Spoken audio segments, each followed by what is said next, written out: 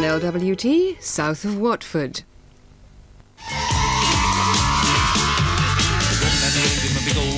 Going back home and I'm in love. South of Watford, south of Watford. Turn down the motorway, heading south. Heavy, heavy eyes, dry to mouth. South of Watford, south of Watford. Motorway's coming like a video game at 100 miles an hour. London's calling out my name, can't you feel the fire? South of Watford, south of Watford.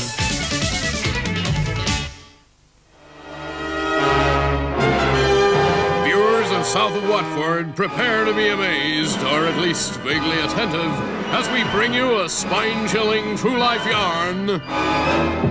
Invasion of the Killer Comics.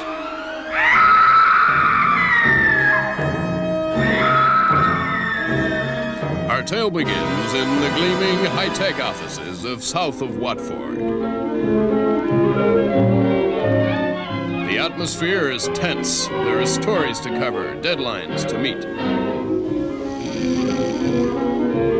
But one member of the team remained oblivious to the pressures all around him. Mild-mannered cub researcher John Lloyd. Although he was the new kid on the block, young Johnny was a cheerful kind of guy, real popular with the other fellows. But all is not as it seems, for every night, unknown to his associates, he slips unnoticed into a secret lair known only to a privileged few.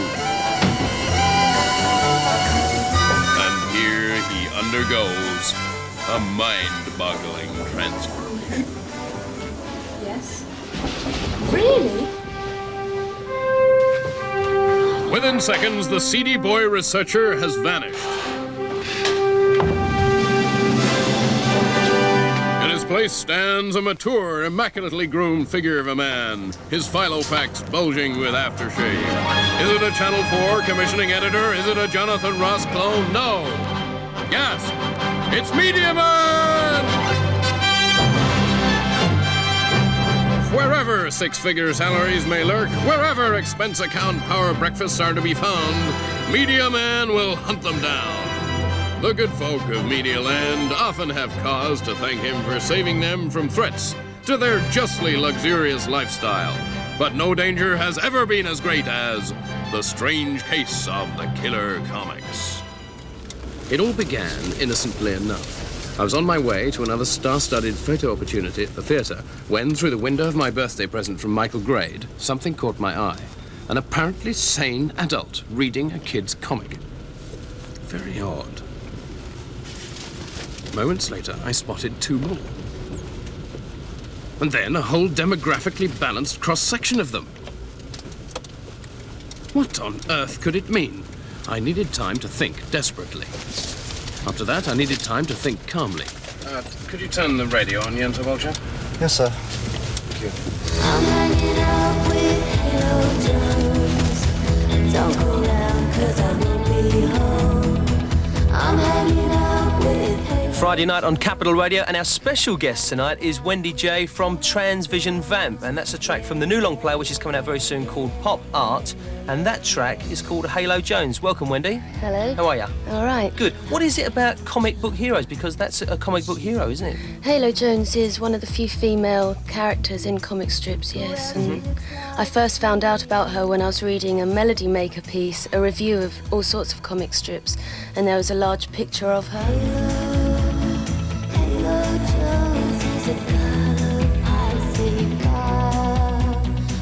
And I read up on all the stories, and her character just came across as a really admirable female, somebody that I'd like to hang out with, so we wrote a song called Hanging Out with Halo Jones. Got things to do and places to go. So you reckon there's a kind of big interest in these type of comics at the moment then? Definitely. Since I've been in London, I've just seen it escalate completely. Every magazine you pick up practically every month has got some article or other about comics. And yeah, it's exciting and it's definitely spreading, and I think it's going to be a really big thing. Yes, okay, thanks very much. You can turn it off. Thanks, turn it off. Sir. I didn't quite know why, but all this enthusiasm about comics chilled me to the marrow. Still, a civilized evening at the theatre would soon put me right. Or so I thought. Prepare the Phoenix Beam!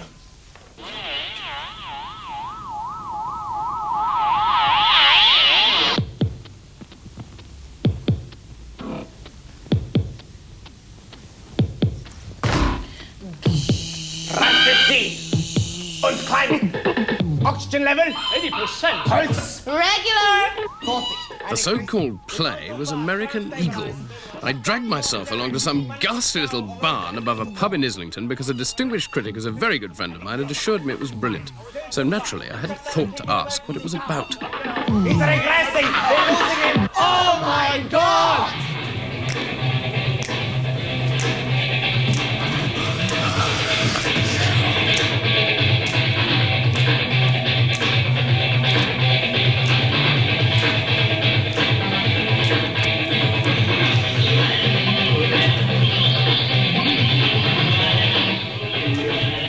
In an instant, I was born again. Hot diggity dog, Brown, it is incredible. The Professor's Phoenix Beam has given you amazing powers, but now you must put those powers to good use. My cultural antennae told me that something pretty important was going on. But what? Code name, and that code name will be American Eagle. Advertisement. Comics! Again! I could hardly believe my own acting ability. Clearly something fiendish was afoot. I needed facts. Over there. Whoops, was that me? Oh boy, am I embarrassed. Nope. Using my superpowers, I quickly edited myself into Forbidden Planet, a specialist comic shop in Denmark Street. Posing as a kindly old Newsnight reporter, I confronted Igor, a highly trained PR man. He let slip that comics had recently become innovative and adventurous pieces of visual literature. And then, to cover up for his mistake, he gave me as many of them as I could carry. Mentally making a note to go to the gym more often, I made my way to a nearby watering hole and began to read.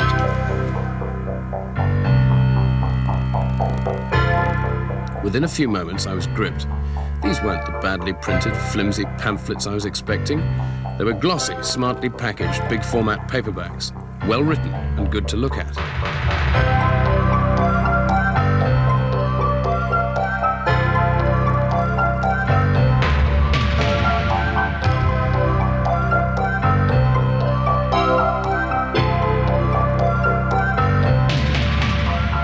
I didn't recognize many of the characters, and even those I did seemed to have, well, changed. As I read on, I became so involved I lost all track of time. I entered the trance-like state of one who's had the experience of being near death or radioed to.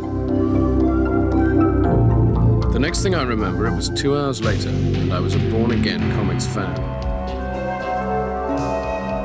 I found myself absorbed in a book-length strip called Violent Cases. The story of a man's struggle to recall a childhood encounter with an aging osteopath who claims to have treated Al Capone. It's a powerful and intriguing short story with deliciously original artwork. A spasm of regret passed through me as I realized I should never get a chance to meet the two men responsible, writer Neil Gaiman and artist Dave McKean. But then the most astounding thing happened. I glanced up and saw them both sitting at the very next table. Holy Deputy Director General, what an incredible coincidence. Nice to meet you, Dave. I introduced myself and asked them what they were trying to do when they started Violent Cases. We wanted to do a comic that would make people take comics seriously, because there are some things which you can do in a short story which you couldn't do in a comic. But there are a lot of things you can do in a comic that you could never do in a short story. In Violent Cases, we have a point where the narrator is remembering this character, and suddenly he says, the trouble is, at this point, I remember him looking like somebody else. He doesn't look like this old character anymore. He looks like Humphrey Bogart's assistant in the Maltese Falcon, you know. And if we tried to do that in a book, it wouldn't work, because the reader would already have built up a mental picture of the character. So you can say he doesn't look the same anymore, but you're going to read him as basically the same character. It's an incredibly exciting period to be in comics right now. It's an old analogy, but it's like being in Hollywood in 1918. We're having to work out for ourselves how to do the jump cuts, the zooms, and so on and so forth. We're experimenting with things. And illustrators who would otherwise drift into doing book covers or whatever, writers who would otherwise drift into television or whatever, are interested in doing comics because what you write is what you find, what you get in the final product. Yeah. You know, there is a real direct contact. Yeah.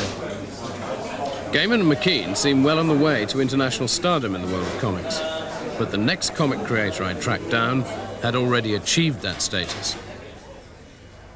Dave Gibbons may not be a household name to most people, but in comic circles, he's as big as they come. In his time, he's drawn characters as diverse as Green Lantern and Doctor Who, but the reputation he has now stems mainly from just one piece of work. Watchmen, drawn by Gibbons and written by Alan Moore, is probably the most important comic to emerge in the current Renaissance.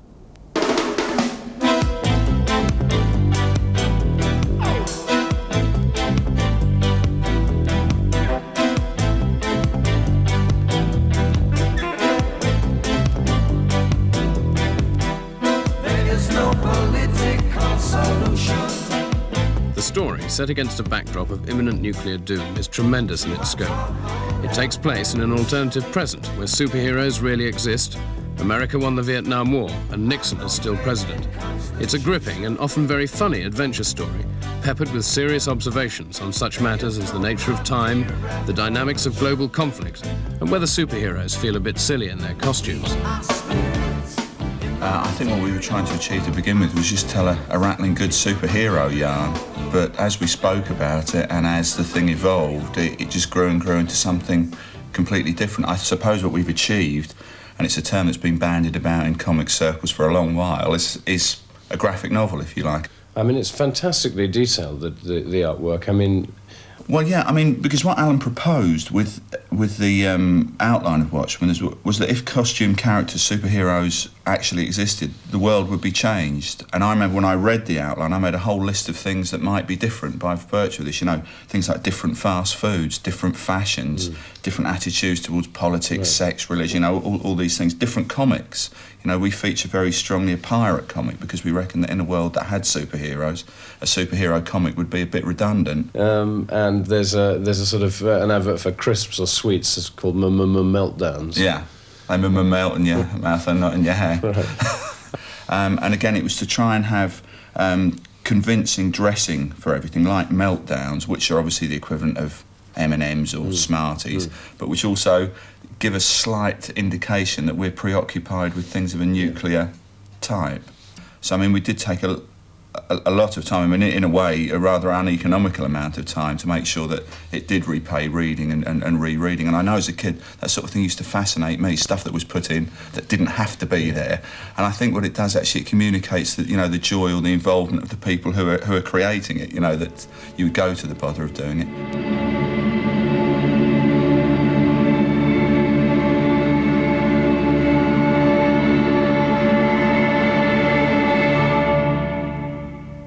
The whole boundaries of comics are, you know, expanding all over the place. I mean, how much is Watchmen to do with that? Oh, I'd like to think it was quite a lot to do with that. It's still, I think a lot of Watchmen's success derives from the fact that it is still a superhero comic, and I think for that reason it's done very, very well in the comic reading circles. But I think the thing that's unusual with Watchmen is that it seems to have broken through into the high street. I think certainly my experience is that lots of people have got a fondness or a soft spot for comics, but they're never able to find anything that really satisfies them. And the thing I'm proudest of with Watchmen is actually giving it to people who don't read comics and finding that they want more, that they're interested in it.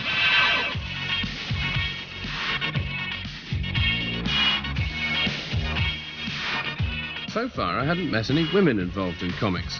But then, the great god of comic coincidence saved the day again. Hello? Comics, are they? Yeah, do you want to have a look at one? Yeah, I'd love to. Her name was Myra Hancock, and her comics were nothing like Superman or the Beano, or for that matter, Watchmen.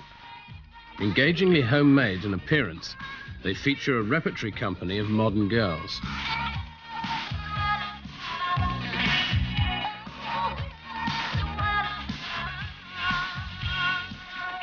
Miss March is a tough-talking but positive agony aunt. The Guardian Angels are a trio of superwomen who protect a tubby teenager called Lettuce, and best of all, there's a sad, squashy little creature called Potato Head, whose grumpy determination to go shopping in the face of any adversity made me want to take her home. Who's Potato Head based on? Is that an autobiographical character? Yep, it's based on me. I did this thing in my diary. There was me sat on the bed, and I just got my head in my hands going, I feel like Potato Head. It was just because I have got a head like a potato with my fringe back.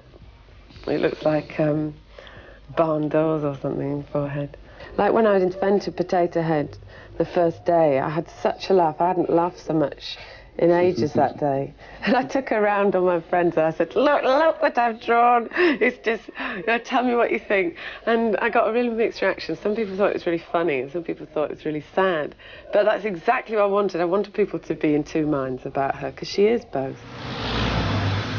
To begin with, Myra couldn't find any bookshops prepared to stock her comics, which is why she went into the distribution business herself.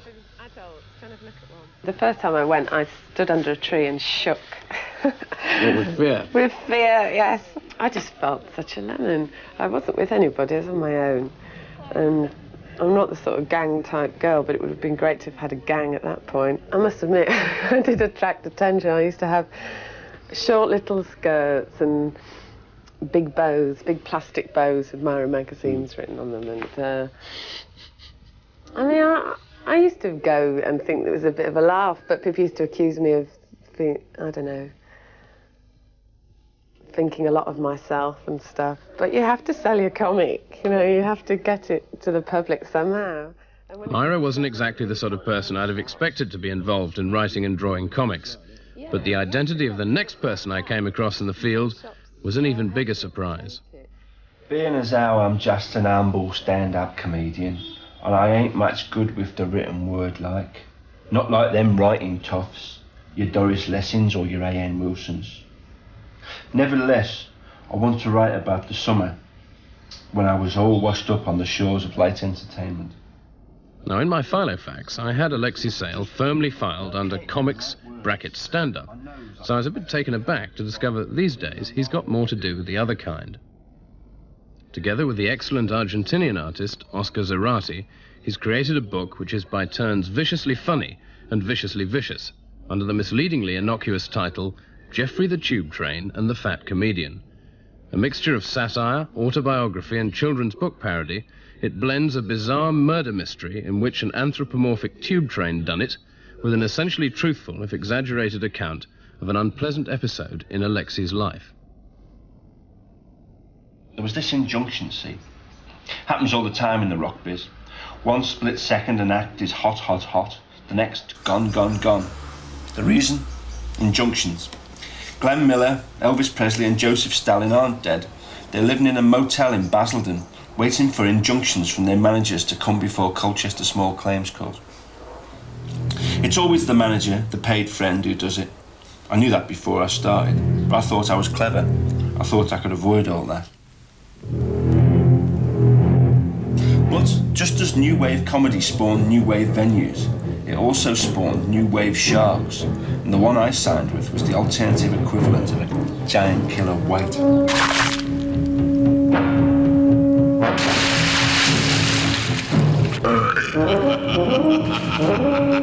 Because the medium is theoretically, in a way, sort of light, I know there's a lot of dark comic stuff, but because I could have approached it in a light way, I actually decided to actually make it quite heavy. And it is the most... I don't usually deal with my emotions in my writing. There's usually a great gap between me and my real emotions. There's a kind of big comical front. I don't know, for some reason I thought because it was a comic, I actually wanted to actually talk about things that, had sort of hurt me a bit. That comes across, it's a really interesting piece of work for that reason. I think. Yeah. And some people, I think, have misunderstood it. I mean, some of the reviews say, no, there's no laughter in this, it's not funny all the way through, but it's not actually meant to be, But whatever Alexei himself may say, Geoffrey the Tube Train and the Fat Comedian is, in places at least, often very funny indeed. It was early morning. Geoffrey the Tube Train and driver Bob rumbled through the marshalling yards at North Cake. Happy, happy, happy, said Bob as he drove. Jolly, jolly, jolly, said Geoffrey as he rolled along. There's something weird about those two, said Arnold, the shunting engine. Well, said Sammy, the signal box, it's a problem of anthropomorphism, isn't it? Being a character in a children's book and an inanimate object can tend to make one two-dimensional. Bloody nonsense, said Marcia the piece of gravel. I'm amazingly complex. Yeah, me too, said Gilbert the fence post. Can you keep the fucking noise down, said Terry the tuft of grass. Some of us objects are trying to sleep.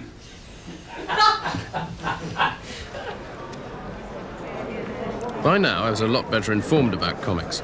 I knew something about how they were made and why they'd become so popular, but I hadn't yet met the real experts, the hardcore fans who live and breathe comics. So, donning another of my secret identities, this time as Terry Wogan's tax avoidance forestry consultant, I went along to something called a comic mart, where the enthusiasts were out in force.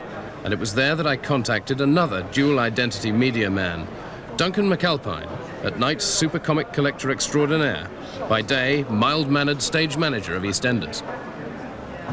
This is one that I bought in San Diego last year, where they have the big world comics conventions. And this is the first appearance of Superman, 50 years ago, almost to the month. And I paid under £10,000 for it, shall we say. Under 10,000? Just slightly. Very good value. Do you walk around with £10,000 cash in your pocket? No, certainly not. No, I had to go and approach my bank manager. So I sort of smooched him one day and said, "Hi, I'd like to borrow £10,000, please, to buy a comic book." And unfortunately, he knew me of old, so I more or less got it without too much of a struggle. What's the most you've ever paid for a comic? This is it, in fact, yes. Is it? Yes. Although, certainly on the wall behind me, there's not a comic under about £1,000 there, so I do tend to spend rather a lot. And my collection's worth about $250,000, something like that. I had to admit that I really enjoyed myself at the Comic Mart. Although personally, if I had £10,000 to spare, I'd rather spend it on a small cocktail at the Zanzibar. And then, suddenly, the mere mention of the dreaded Zanzibar bill, the only thing that Media Man fears, triggered a terrible thought.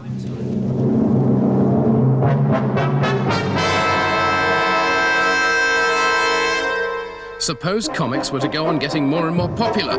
What if the public took to settling down with the latest graphic novel sensation during peak hours? What would happen to the ratings? What would that do to people in television? People like Gulp Me? Was Media Man finally destined for the scrap heap?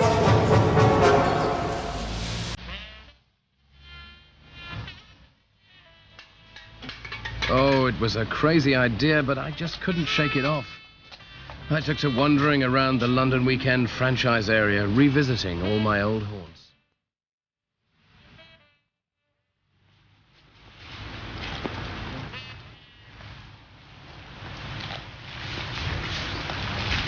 Come on, sir, get in the car. Get lost, Yentop. You're going to get drenched out there in the rain. Don't you understand, Yentop? It's all over, man.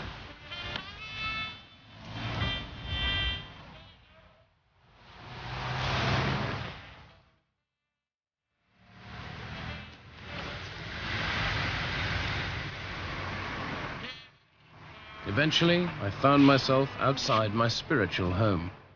Should I go in? Well, what the hell.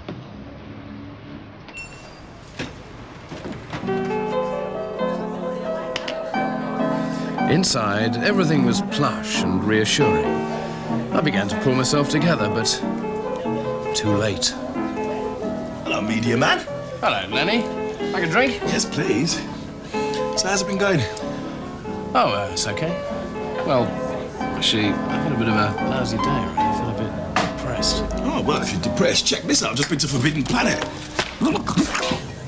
Oh, no, don't tell me you're a comic fan as well. Yeah, man, since I was this big. Look at this. This is Mage by Matt Wagner. Brilliant art, great stories. Love and Rockets by the Hernandez brothers. Cerebus, I've got the anthology edition at home. It's brilliant. Dave Sims, so funny. Dark Knight, Frank Miller. Look at this artwork. It's absolutely fantastic. Comics, my favourite. The Fantastic Four, Alan Moore. Media Man?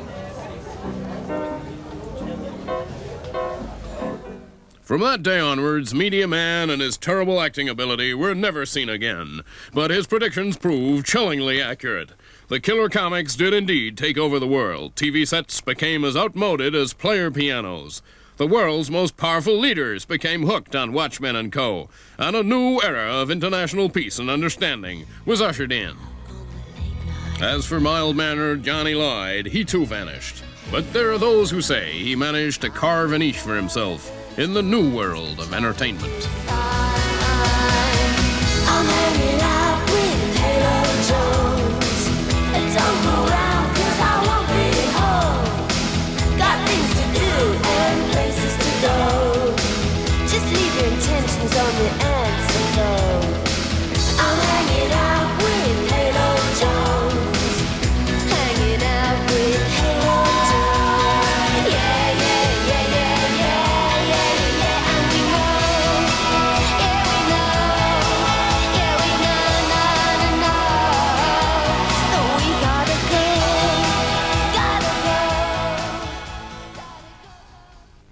Additional information about South of Watford can be found on Oracle, page 246.